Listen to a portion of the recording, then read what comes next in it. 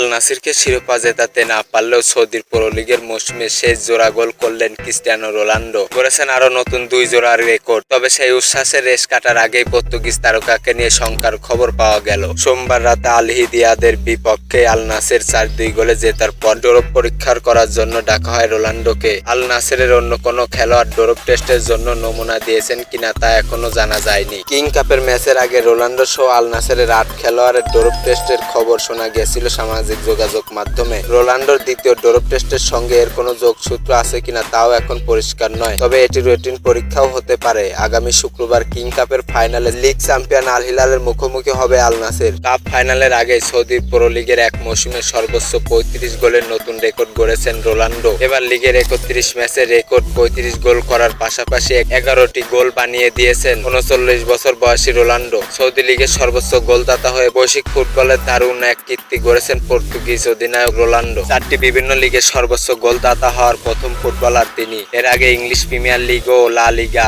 সর্বোচ্চ গোলদাতা হন রোনাল্ডো। সর্বশেষ সব রেকর্ডের পর সামাজিক যোগাযোগ মাধ্যমে রোনাল্ডো লেখেন, আমি নিজেই রেকর্ডের পিছনে ছুটি না, রেকর্ডই আমার পিছনে ছোটে।